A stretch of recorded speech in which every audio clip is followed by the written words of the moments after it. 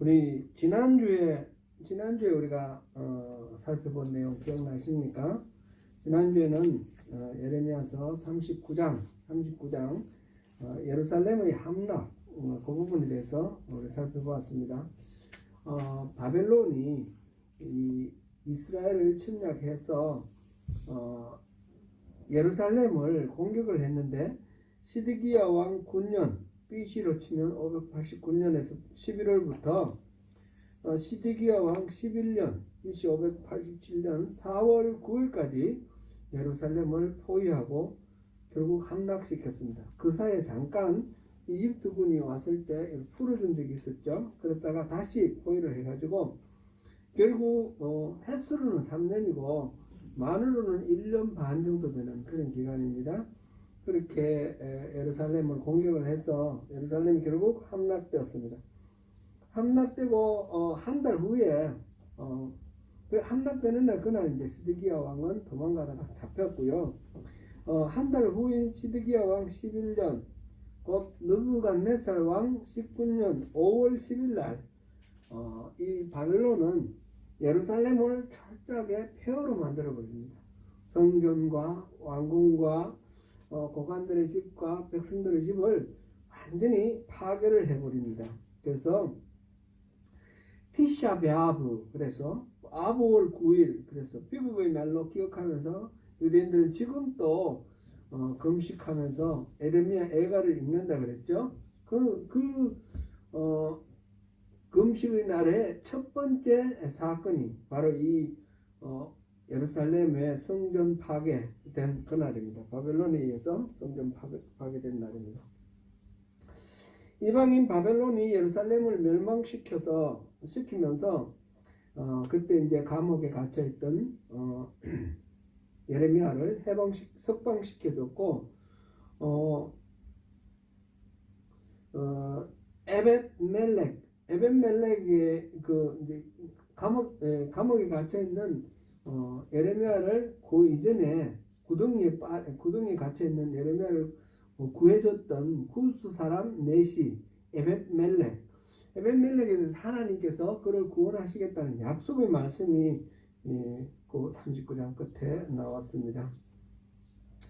그리고 이 바벨론의 사령관 느부사라다는 많은 사람들을 포로로 끌고 가면서 그 땅에 있는 포도원과 밭들을 그 빈민들, 가진 것이 없는 빈민들에게 나누어주면서 여기서 농사지어라 그렇게 했다라는 그런 장면이 또 39장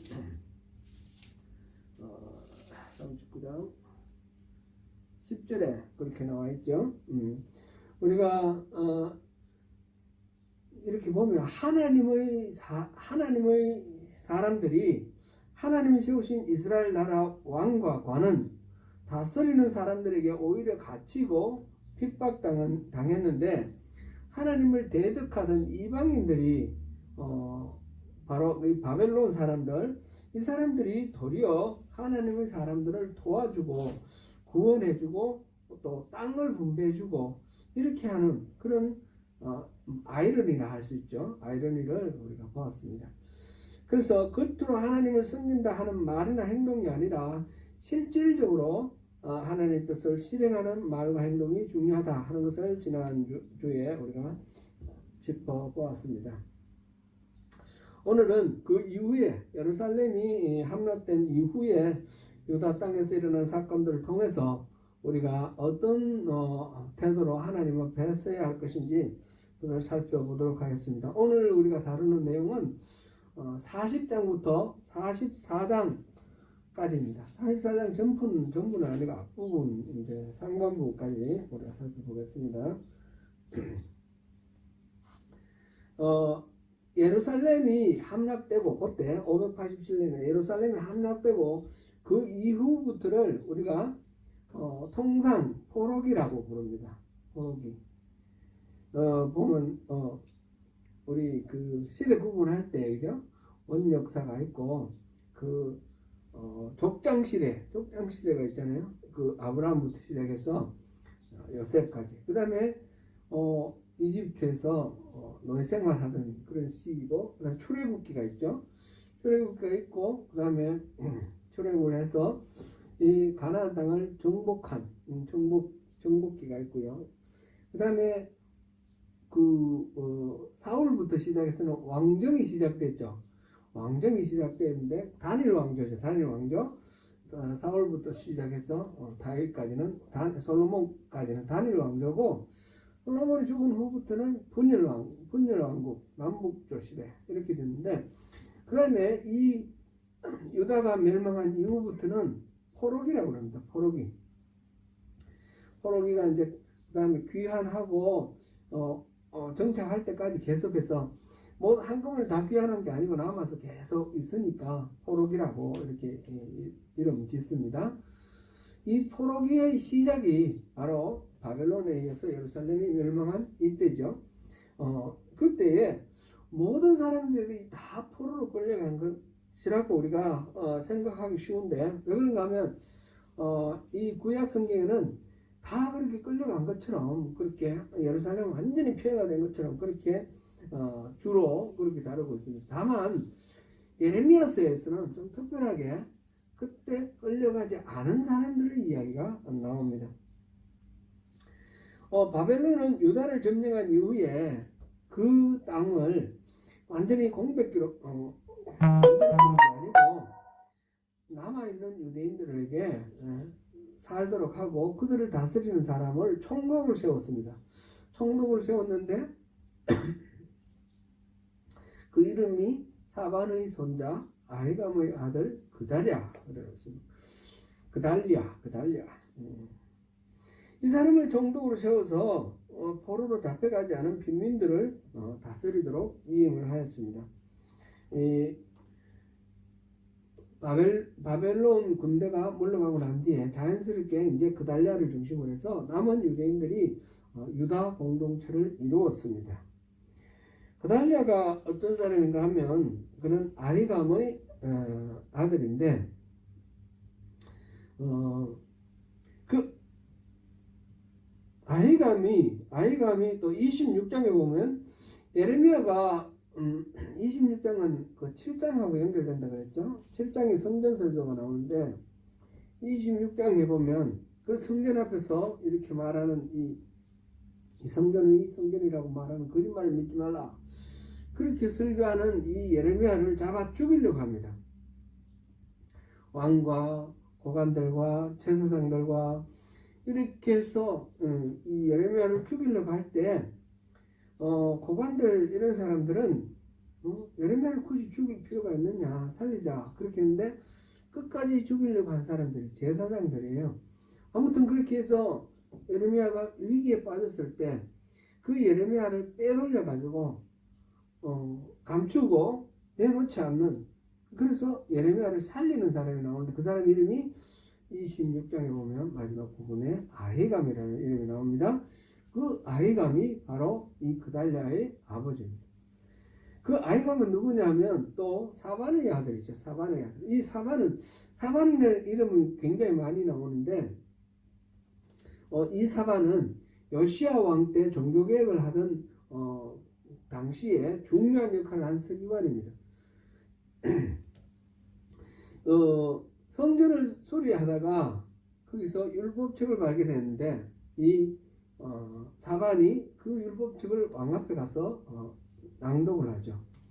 그리고 여선지 훌다의 예언을 또 하나 그 왕에게 전달하고, 이런 역할을 한 사람이 바로 사반입니다. 사반은 적극적으로 요시야의 종교개혁을 이끌어갔던 그런 서기관 출신입니다.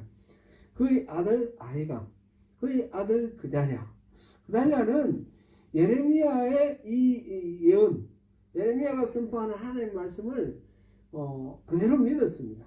그래서 바벨론으로부터 총독으로 이제 임명받고 난 뒤부터는 예레미야 말대로 바벨론에게 대적하지 않고 바벨론 왕을 섬기는 친바벨론 정책을 통해서 그 땅의 안전을 이룩합니다. 사실 그달랴가 이렇게 다스리던 그 당시에는 굉장히 말하자면 안정되었고 풍요로운 그런 상태를 이룹니다. 그달랴가 도읍으로 했던 데는 예루살렘이 완전히 폐허가 됐으니까 예루살렘에서 뭘 할 수는 없고요. 미스바로 갑니다. 미스바는 사울이 왕이 되기 전 사무엘이 주로 이제 자기 사무엘이 그때 사사로서 제사장으로서 이스라엘을 다스릴 때는 라마다임 그 라마라는 곳에서 중심을 하는데 그때 바로 옆에 바로 서쪽 지난번에 말했던 마르모골 서쪽 꼭지점이 기브온인데 그 기브온에 성막이 있었어요. 성막은 계속해서 움직이는데 사무엘 당시에는 성막이 기브온에 있었습니다. 그래서 기브온에 모여가지고 기도하고 번제를 드리고 제사 지내는 그 기브온이 그 당시에 제2의 중심지였습니다. 사무엘상 7장에 보면 그 부분이 잘 미스바 대성회 뭐 이런 말 많이 쓰는데 미스바에서 모여서 민족의 위기 때에 함께 기도하는 그런 장면이 나옵니다. 그 미스바를 중심으로 해서 그자네가 유대 공동체를 다스리는데 예레미야도 석방되어 가다가 포로로 끌려가다가 중간에 이제 석방됐을 때에 느부사라단 그 사령관이 말합니다. 바벨론으로 가면 내가 극진하게 대우해 주겠다. 그랬는데 이 예레미야는 그 사령관의 제안을 거절을 하고 유다에 남아가지고 그달랴가 있는 미스바로 찾아갑니다. 그렇게 해서 이제 그달랴가 다스리는 이곳에서 미스바를 중심으로 포도와 여름 과일들을 수확하였다 이렇게 됐습니다. 전쟁의 참상이 끝나고 이제 평화의 분위기가 무르익어 갑니다. 바야흐로 그달랴 시대는 안정과 풍성함의 시대로 평화의 시대로 진전하고 있었습니다. 그달랴는 떨고 있고 불안해하는 유다 백성들에게 40장 9절을 우리 같이 한번 읽어보겠습니다. 이게 이제 그달랴의 말인데 40장 9절 시작. 사본의 손자 아히감의 아들 그달랴가 그들과 그들의 사람들에게 맹세하며 이르되 너희는 갈대아 사람을 섬기기를 두려워하지 말고 이 땅에 살면서 바벨론의 왕을 섬기라. 그리하면 너희에게 유익하리라. 바벨론을 적대하지 말고 바벨론 왕을 섬기라. 그렇게 이야기를 합니다. 이 말은 일찍이 예레미야가 계속해서 했던 그런 말이죠. 27장 11절에서 12절, 38장 2절, 17절 여러 군데서 동일한 이야기들이 나와 있습니다. 예레미야가 그토록 외쳤던 이 말씀들이 이제 그달랴 시대에 이르러서 응답되었고 이제 현실적으로 적용되고 실천되는 그런 모습을 볼 수 있습니다. 특히 그달랴의 조치로서 40장 12절 보니까 그 모든 유다 사람이 쫓겨났던 각처에서 돌아왔다 그랬습니다. 그달랴가 그렇게 해서 이제 사회가 안정되고 풍요로워지니까 도망갔던 사람들이 돌아오는 겁니다. 이거는 이제 광야로도 도망갔고 이웃나라 에돔이라든지 암몬, 모압, 아람 이쪽으로 바깥으로 바벨론이 유다를 공격해 왔기 때문에 유다 바깥으로 도망갔던 사람들도 다 돌아왔습니다. 이 부분을 보니까 각지로 흩어졌던 사람이 다시 돌아오게 하겠다라는 그 예레미야에게 하신 하나님의 예언이 이미 이루어진 것 같은 그런 분위기까지 납니다. 30장 3절 한번 볼까요? 30장 3절.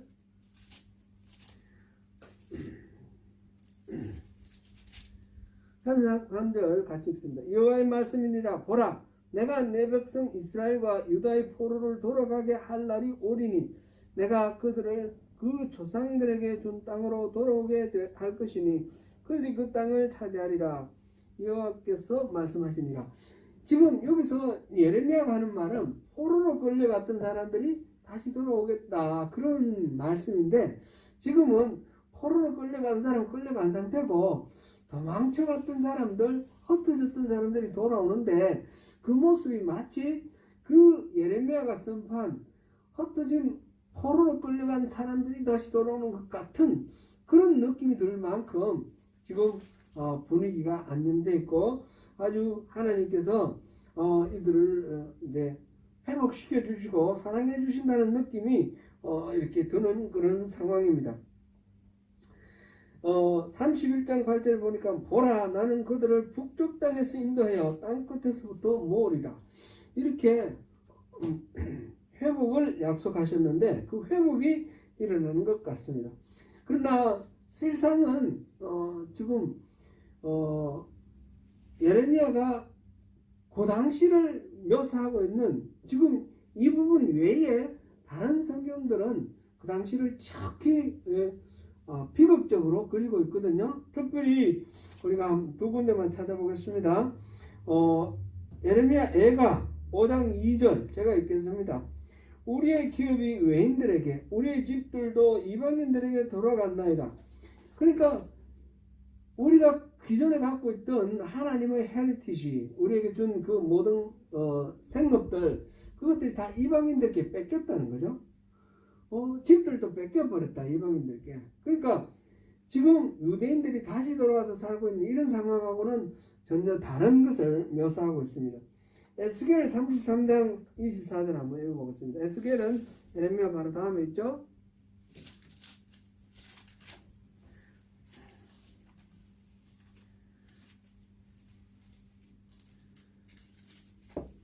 (33장) 24절.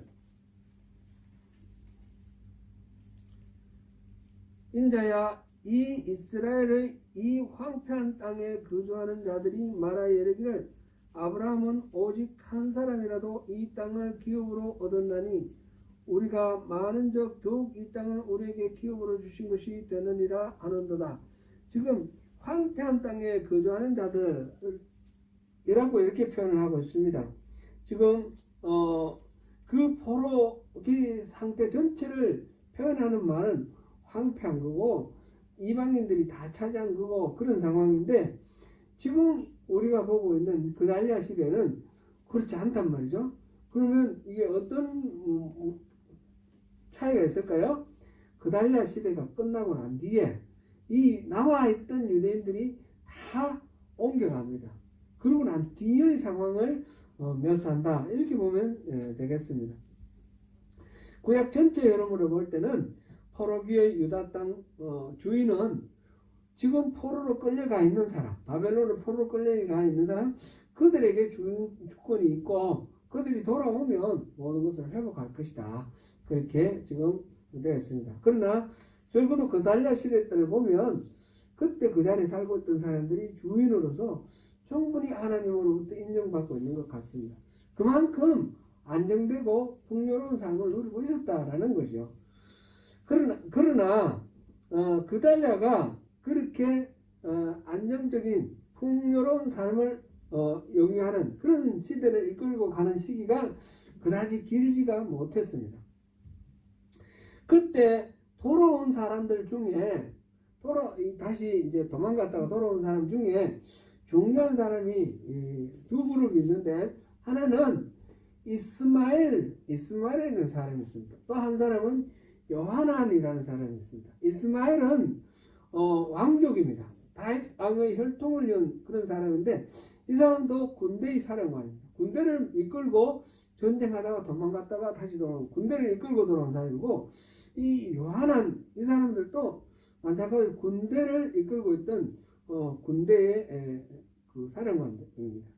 그래서 이 사람이 또 군대를 끌고 들어왔습니다. 지금 이 미스바에 있는 그달리아에게 많은 사람들이 돌아와 있는데, 이런 군인들도 포함되어 있었습니다. 이 중에 요하난이 그달리아에게 찾아와서 이스마엘이 아람의 사주를 받아서 당신을 죽이려고 하니까 이 이스마엘을 제거해야 됩니다. 당신이 허락하면 내가 이스마엘을 제거하겠습니다. 그렇게 말을 해요. 이 요하난이 이스마엘을 죽이자, 암살하겠다, 그렇게 얘기를 했는데, 그 그달랴는 이 이스마엘의 암살에 찬성을 하지 않습니다. 허락을 안 해줍니다. 이 그달랴가 그렇게 한 이유는 여기 나와 있지 않습니다. 아마 모처럼 분위기가 지금 확 화합하는 분위기인데, 누구를 제거하고, 이건 정적 제거하고 이러면 좀 분위기가 깨지고 분열되는 그런 양상이 나올 거니까, 그렇게 되는 것을 원하지 않았다. 그런 생각도 들고, 또, 이 요하난이 말하는 그 이스마엘의 이야기는 나중에 보면 사실이거든요. 근데 이 그달랴는 그거를 믿지 못했다라는, 자기들끼리 서로 세력 싸움하는 거 아닌가 이렇게 생각했을 가능성이 높습니다. 어쨌든 간에 그달랴는 또 이 이스마엘 왕족이고 하니까 좀 다윗 왕의 핏줄이니까 특별히 생각하는 그런 것도 있죠. 그래서 암살하는 걸 허락하지 않았는데, 이 이스마엘이 그달랴를 죽였습니다. 요하난이 말한 것처럼 이 이스마엘이 그달랴를 몰래 이제 암살을 했습니다. 사람들 한 10명 정도를 데려가서 암살을 했는데, 그런 과정, 이스마엘이 그달랴를 죽인 이유도 명확하지는 않습니다. 아마 자기는 왕족인데, 왕족인 내가 왕이 돼야지, 그달랴는 서기관이거든요. 서기관 출신이거든요. 서기관 출신 그달랴가 지금 총독으로서 이 나라를 다스리는 거 마땅치 않다. 아마 그렇게 생각했을 가능성이 많습니다. 그리고 다른 군 부대를 이끄는 사람들하고 자기하고 똑같이 취급당하는 게 싫고, 자기는 더 초월적인 대접을 받기를 원했던 그런 것일 수도 있고요. 그리고 그달랴가 계속해서 친 바벨론 정책 취하는 것에 대해서 반감을 가졌을 수도 있습니다. 자기들은 바벨론에게 항복하지 않고 끝까지 저항하다가 살아남은 사람들이거든요. 그래서 그달랴에게 대해서 반감을 가졌을 수도 있습니다. 그래서 이 이스마엘이 그달랴를 죽였습니다.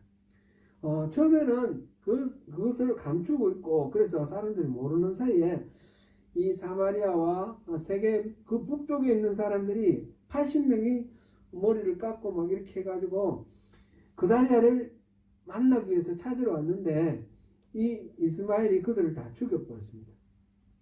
속이고 죽여버리고 그달랴 편을 드는 사람을 죽인 거죠. 그리고 그 사람들 중에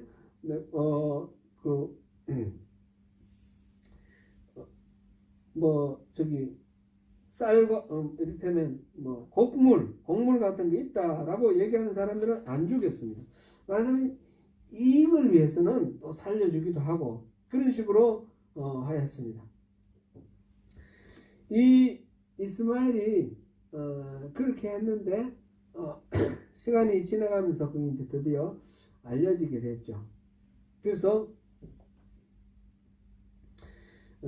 백성들 사이에 이제 민심이 흉흉해지는데, 이 이스마엘은 기브온에 남아있던 백성들을 포로로, 말하자면 잡아가지고, 포로라기보다는 이들을 이끌고 암몬에 가서 우리가 토항해서 암몬에서 안전하게 살자. 그래서 끌고 갑니다. 끌고 가는 중에 이 요하난과 나머지 군인들이 이 이스마엘을 만나서 이제 전쟁을 치게 됐습니다. 그럴 때 백성들이 보니까 이 이스마엘은 따를 필요가 없는 거예요. 그래서 다 요하난 쪽으로 갑니다. 다윗 왕의 핏줄이라는 것이 이들에게는 별 의미가 없었습니다. 다윗 왕의 핏줄이 의미가 있는 것은 하나님이 주신 그 왕의 위치, 왕의 자리를 잘 지킬 때의 가치가 있는 겁니다. 근데 이 사람들은 어떤 사람들입니까? 주로 빈민들이지 않습니까? 빈민들은 노예였습니다. 노예. 이스라엘의 율법으로는 노예가 있을 수가 없습니다. 유대인 노예가 있을 수가 없습니다. 빚을 지더라도 다시 7년이면 그거를 탕감해야 되고, 적어도 10년, 50년마다는 완전 제로 베이스로 다시 돌아가야 되는데, 그런데 이게 노예 상태로 그대로 있다는 것은 율법을 지키지 않았다는 거죠.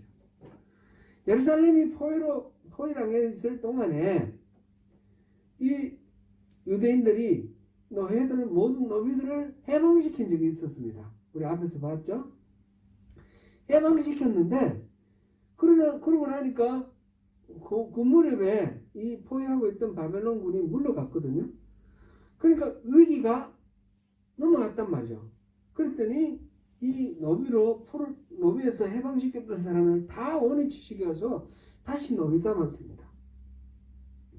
하나님 말씀 안 들어가 우리가 이런 고난을 당하는구나 싶어서 그 율법에 따라서 노비를 해방시켰다가 다시 저기 물러가니까 자기의 이익을 생각하고 그래서 다시 노비로 삼았습니다. 그런 사람들, 그런 대접을 당했던 그 노비들의 입장에서는 다윗 왕가가 조금 더 그렇게 떠받들고 좋아해야 될 그런 이유가 없는 것입니다.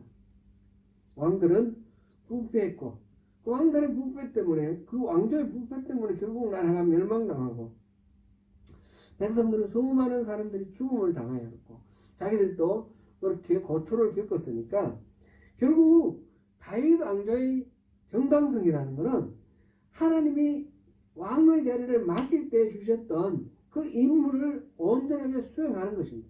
그렇게 맡겨준 백성들을 잘 보살피고 잘 다스리는 겁니다. 그게 예레미야에서는 정의와 공의라는 그런 것으로 표현되어 있습니다.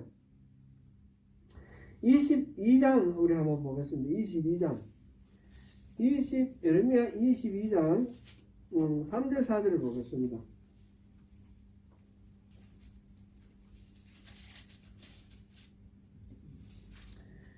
22장 3절 4절 같이 봅니다. 여호와께서 이와 같이 말씀하시되 너희가 정의와 공의를 행하여 탈취당한 자를 압박하는 자의 손에서 건지고 이방인과 고아와 과부를 압제하거나 학대하지 말며 이곳에서 무지한 피를 흘리지 말라. 너희가 참으로 이 말을 준행하면 다윗의 왕위에 앉을 왕들과 신하들과 백성이 병거와 말을 타고 이 집 문으로 들어오게 되리라. 정의와 공의가 온전해지면, 그러면서 그 내용으로 말하는 게 이제 탈취당한 자를 압박하는 자의 손에서 건져내고 해방시키고, 그리고 너희들은 학대하지 말라 그런 거죠. 무지한 피를 흘리지 말라. 이 왕이 되는 것은 결국은 정의와 공의에 달려 있다는 것을 알 수 있습니다.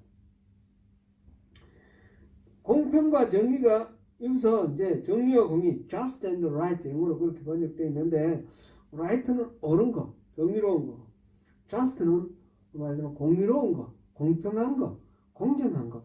오늘날 우리 조국에서도 그 정치적인 이슈가 공정과 정의, 이게 지금 많이 거론되고 있습니다.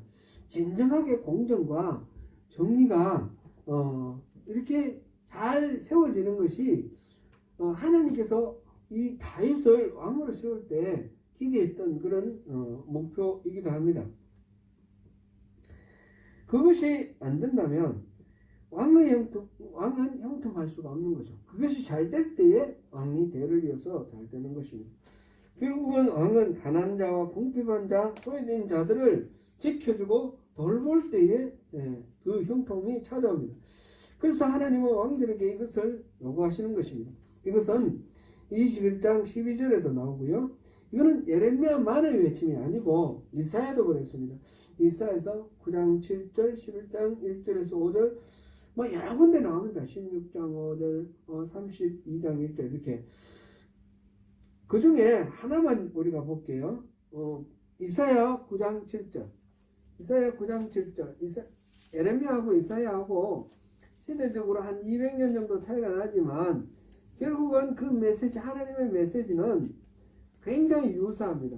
그래서 예레미야를 읽고 이사야를 읽고 공통되는 점을 우리가 많이 볼 수 있습니다. 이사야서 9장 7절 읽어보겠습니다. 그 정사와 평강의 더함이 무궁하며 또 다윗의 왕자와 그의 나라에 군림하여 그 나라를 굳게 세우고 지금 이후로 영원히 정의와 공의로 그것을 보존하실 것이라. 만군의 여호와의 열심히 이를 이루시리라. 다윗 왕조가 영원히 보존되는 것은 바로 정의와 공의로 보존이 된다는 겁니다. 정의와 공의가 있을 때에 하나님께서 보존해 주신다는 것입니다. 그래서 아까 우리 읽었던 예레미야서 23장 3절 4절 다음에 5절 6절이 나오고 이런 것들은 결국은 흩어진 포로가 돌아오는 것이 바로 정의와 공의와 연결되어 있다. 그렇게 되어 있고요. 33장 15절에서 16절 보면 다윗 가문의 영원함은 그리고 레위 제사장이 또 영원한 것 이런 것들은 다 이 정의와 공의와 연결되어 있다 하는 것을 볼 수 있습니다. 결국은 왕의 자리나 제사장의 자리나 그것의 정당성은 정의와 공의입니다. Justice and righteousness. Just and right. 이렇게 영어로 번역되어 있는데 결국 같은 거죠. 사실 이거는 신약에도 그대로 적용이 됩니다. 세례 요한이 예수님께 제자들을 보내서 물어봅니다. 당신이 메시아입니까? 아니면 우리가 또 더 기다려야 됩니까? 그렇게 했을 때 예수님께서 나는 메시아다 라는 말을 어떻게 했습니까? 어떤 방법으로 했습니까? 마태복음 11장 2절에서 5절을 우리 한번 보겠습니다. 마태복음 11장 2절부터 5절까지 읽어봅니다. 요한이 오겠어 그리스도께서 하신 일을 듣고 제자들을 보내어 예수께 여짜오되 오실 그이가 당신이 오니까 우리가 다른 일을 기다리오리이까. 예수께서 대답하여 이르시되 너희가 가서 듣고 보는 것을 요한에게 알리되 맹인이 보며 못 걷는 사람이 걸으며 나병 환자가 깨끗함을 받으며 못 듣는 자가 들으며 죽은 자가 살아나며 가난한 자에게 복음이 전파된다 하라. 아멘. 지금 예수님께서 당신이 메시아 맞습니까? 물었을 때 그렇지 내가 다윗의 자손이야 그렇게 말하지 않았다는 거예요. 내가 하는 일을 보고 전해라 그랬어요. 뭐 어떤 일을 했습니까? 병에 사로잡힌 사람들에게 그 병으로부터 해방시켜 줬어요. 그리고 가난한 자에게 복음을 줬다 그랬습니다. 가난하고 병들고 소외되고 억압받는 사람들에게 해방을 시켜주고 희망을 불어넣어주는 그런 예수님의 그 사역을 요한에게 보여주고 말하는 것입니다. 그래서 결국은 메시아라는 것은 다윗의 혈통에서 오는 것이 아니고 그 하는 사역 자체가 하나님의 뜻을 이루어 나가는 것. 그것이 핵심의 내용이 뭡니까? 정의와 공의라는 것입니다. 가난한 자, 외로운 자, 억압된 자, 이들에게 해방을 이루는 것. 그것이 바로 메시아라는 것입니다. 이스마엘이 지금 자기는 왕의 종친이라는 걸 내세우고 그달랴를 죽였는데 그는 다윗의 나라하고는 전혀 상관없다는 것을 보여줍니다. 자기의 욕망을 위해서 그달랴를 죽였고 자기의 욕망을 위해서 그 80명을 죽였습니다. 이런 모든 것들. 그리고 가난한 백성들을 향해서 그들에게 지금 바벨론이 땅을 주고 그곳에 정착해 살도록 해줬는데 자기가 이제 바벨론에게 대적을 하고 그달랴를 죽였으니까 겁이 나니까 이 사람들을 데리고 암몬으로 가려고 하는 겁니다. 그러니까 이 백성들이 잘 살고 백성들이 평화로운 것을 관심을 갖는 것이 아니라 자기가 어떻게 이 백성들에게 권한을 행사하느냐, 자기의 자리를 어떻게 매김하느냐, 여기에 관심이 있는 것입니다. 그러니까 이 다윗 왕조의 그 핏줄을 이었다는 것은 아무런 의미가 중요성이 없는 그런 허탈한 것들이 되고 결국은 백성들을 오히려 억압하고 압제하는 그런 도구가 되었다는 것을 우리가 볼 수 있습니다. 이스마엘은 그렇게 백성들을 데리고 암몬으로 떠났습니다. 이스마엘의 악행이 이제 알려지기 시작했을 때에 여하난이 이스마엘과 이제 전쟁을 하기 시작했고, 미스바에서 이스마엘에게 이제 붙잡혀 가던 그 백성들이 결국은 여하난에게 다 도망을 와버렸습니다. 그러니까 이스마엘에게는 아무도 남아있지 않는 거죠. 그래서 이스마엘은 몰래 암몬으로 피신을 하였습니다. 그런데 이제 그 다음 문제가 이 요하난 장군과 그들이 그 군대가 백성들을 이제 어떻게 할 건가? 이 사람들도 애굽으로 가려고 베들레헴 근처 헤롯 김함이라는 곳에 머물렀습니다. 그들은 지금 이스마엘이 그달랴를 죽였습니다. 바벨론이 세운 그달랴 총독을 죽였는데, 그 이스마엘이나 요하난이나 그 바벨론과 끝까지 싸우던 사람이에요. 전쟁치고 굴복하지 않았던 사람들인데, 지금 바벨론이 보복을 할까 두려운 것입니다. 그래서 애굽으로 가면 애굽에서는 안전하게 살 수 있지 않을까, 그런 생각을 했습니다. 그리고 이 요하난이 예레미야에게 사람을 보내가지고 기도를 부탁합니다. 기도를 부탁하면서 하나님 뜻이 어디 있는지 우리에게 알려달라. 그러면 우리가 순종을 하겠다. 42장 우리 한번 읽어보겠습니다. 예레미야 42장 5절 6절 우리 같이 읽어봅니다. 시작. 그들이 예레미야에게 이르되 우리가 당신의 하나님 여호와께서 당신을 보내사 우리에게 이르시는 모든 말씀대로 행하리이다. 여호와께서는 우리 가운데 진실하고 성실한 증인이 되시옵소서. 우리가 당신을 우리 하나님 여호와께 보내면 그의 목소리가 우리에게 좋든지 좋지 않든지를 막론하고 순종하여 함이라. 우리가 우리 하나님 여호와의 목소리를 순종하면 우리에게 복이 있으리이다 하니라. 여호와의 말씀에 순종하면 우리에게도 복이 되니까 무조건 우리에게 좋든 나쁘든 우리 순종하겠다. 그 여호와의 목소리를 듣고 우리에게 알려달라. 이렇게 부탁한 거예요. 예레미야가 기도를 하면서 10일 후에 그 이야기를 듣고 10일 후에 하나님의 말씀을 들었습니다. 그래서 예레미야가 이제 하는 말씀이 지금 하나님의 말씀이 7절부터 지금 18절까지 내용이 그 내용입니다. 그거는 다름 아니고 10절만 우리 한번 읽어보겠습니다. 시작. 너희가 이 땅에 눌러앉아 산다면 내가 너희를 세우고 헐지 아니하며 너희를 심고 뽑지 아니하리니 이는 내가 너희에게 내린 재난에 대하여 뜻을 돌이킴이라. 이곳에 눌러앉아 살면 내가 뽑지 않고 헐지 않겠다. 이곳에 살아라. 그 말씀을 하시는 거예요. 그러면서 만약 14절 읽어보겠습니다.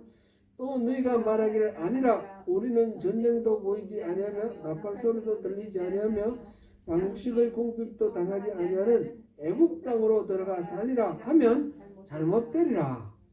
그래서 애굽으로 들어가면 그것을 고집하면 기근과 또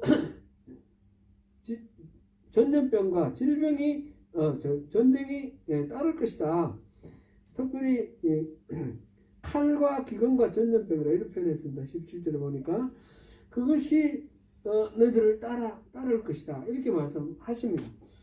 이곳에 머물러 있으면 내가 너를 지켜주고 있고 애굽으로 도망가면 안전해 보이는 애굽으로 가면 오히려 칼과 기근과 전염병 이것으로 너희들이 어려움을 겪게 될 것이다. 애굽으로 가지 마라. 그 말씀입니다. 정말 좋은 땅은 겉으로 봐서 조건이 좋은 땅이 아닙니다.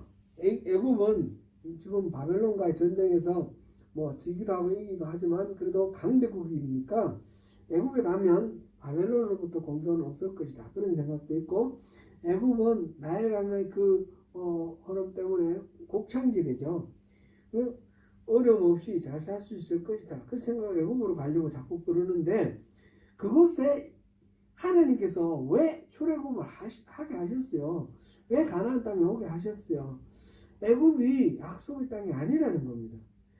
약속의 땅은 그런 조건에 있는 것이 아니고 하나님과 함께 계시는, 하나님이 함께 계시는 땅입니다. 이 유다가 멸망하는 그 심판 이전에는 그 가나안 땅에 거하는 사람들이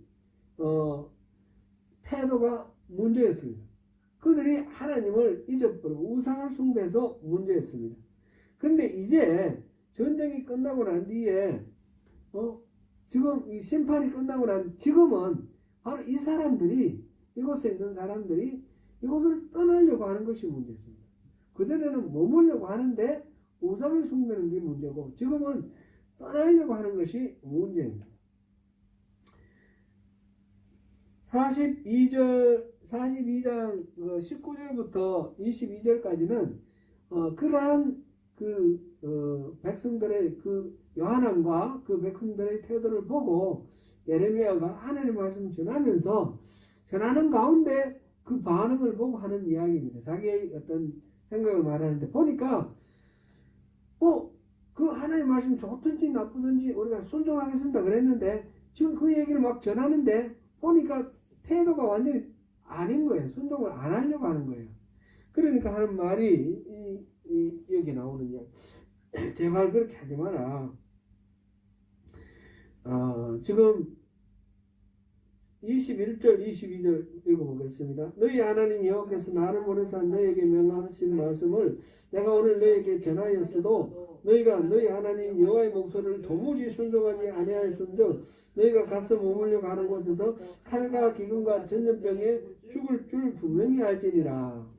그렇게 예루살렘으로 이집트로 가지 말라라고 지금 이야기를 합니다. 이 말을 들은 요한왕과 다른 모든 사람들, 오만한 자라고 표현을 했는데 이 사람들이 어떤 반응을 보였습니까? 그게 43장 2절 3절입니다. 43장 2절 3절 같이 읽어봅니다. 호사의 아들 아사랴와 가랴의 아들 요한왕과 모든 오만한 자가 예레미야에게 말하기를 내가 거짓을 말하는도다. 우리 하나님 여호와께서 너희는 애굽에서 살리고 그리로 가지 말라고 너를 보내어 말하게 하지 아니하셨느니라. 이는 네리아의 아들 바룩이 너를 부축해서 우리를 떼질까 하여 갈대아 사람의 손에 넘겨 죽이며 바벨론 붙잡아가게 하려 함이라. 지금 하나님의 말씀을 전해주면 우리가 무조건 순종하겠다 해놓고 그 하나님의 말씀을 전하는 예레미야에게 네가 하는 말이 다 거짓말이다. 바룩이 너를 꼬드겨서 거짓말을 하겠다. 지금 이런 식으로 얘기를 하는 것입니다. 처음에는 하나님 말씀이 우리에게 좋든지 좋지 않든지를 막론하고 순종하겠다. 하나님 말씀 듣는 것이 우리에게 복이다. 이렇게 말해놓고 지금 이런 태도를 보이는 것은 그 사이에 하나님 말씀에 순종하려고 하던 그 마음이 바뀌었을까요? 그들은 바뀐 건데 어떻게 보면 처음부터 순종하려는 마음이 없었던 것이다 보는 것이 맞을 겁니다.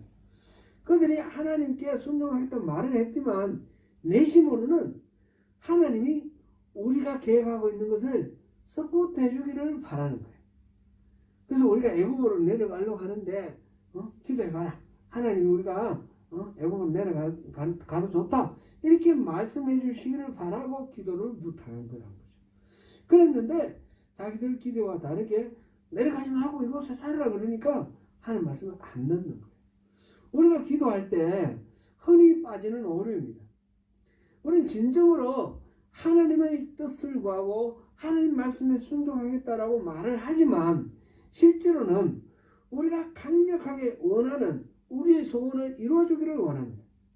그리고 우리의 소원 이루어지는 내 뜻과 하나님의 그 기도 응답이 일치할 때는 할렐루야 하지만은 내 기도할 때 그 내 속마음과 하나님 응답이 일치하지 않으면 우리는 하나님 말씀에 순종하지 않습니다.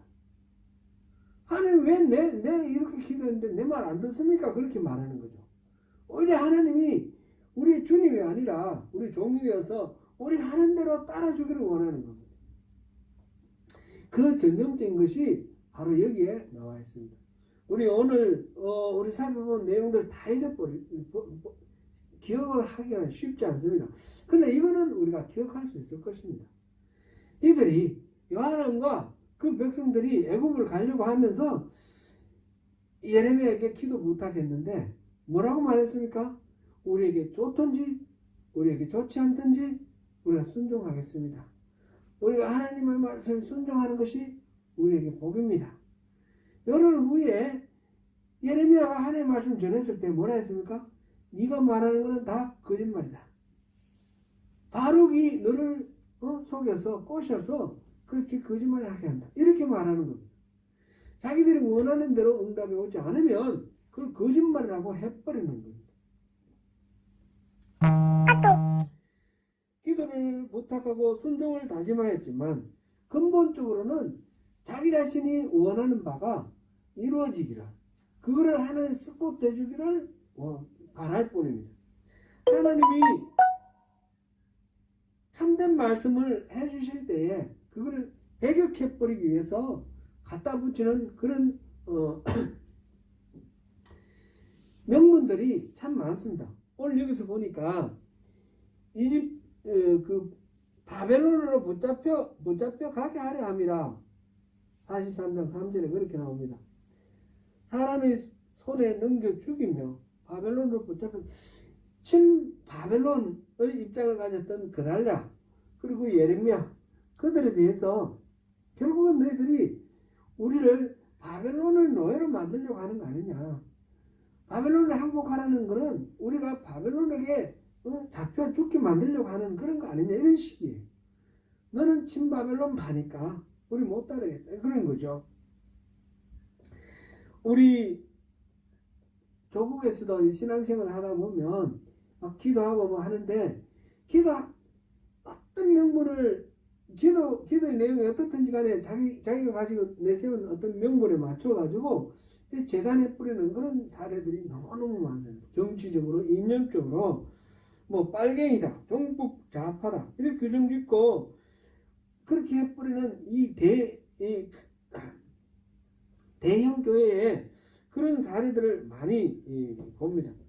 예레미야를 찾아서 하나님의 뜻을 묻던 시드기야를 왜 하나님의 뜻에 순종하지 않았습니까?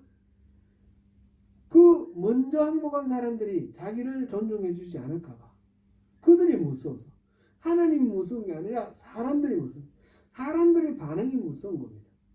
지금 여기에 요한왕과 이 백성들은 왜 순종하지 않습니까? 자기들의 생각, 자기들의 의지, 자기들이 애굽으로 가려고 하는 그 의지, 그것과 일치하지 않기 때문입니다. 하나님이 뜻이 중요한 것이 아니라 자기들의 존중받고 자기들의 의지가 관철되고 자기들의 소원이 이루어지는 그것을 원하는 겁니다. 그래서 하나님께 기도한다라는 것은 명목상에 자신들을 서포트해 줄 그런 것들을 구하는 것입니다. 사랑하는 성도 여러분, 우리는 하나님께 기도할 때 무엇을 구합니까? 내 소원이 꼭 이루어지기를 구합니까? 하나님의 뜻이 무엇인지를 깨닫고 하나님의 소원 성취를 위해 내가 쓰임받기를 원하십니까? 하나님의 백성이라는 이름은 있어도 하나님의 백성을 핍박하고 하나님의 뜻에 반하는 사람들이 있고 이방인이지만 하나님의 백성을 지키고 보호하고 해방하는 그런 사람들이 있습니다. 간판이 아니라 말로만이 아니라 실제의 삶이 하나님의 사람이 되기를 소망합니다. 오늘도 하나님 말씀 앞에 겸손하게 무릎 꿇고 주님 뜻에 자신을 내어드리는 가운데 축복 속에서 언약의 백성으로 승리하시는 저와 여러분 되시기를 축원합니다.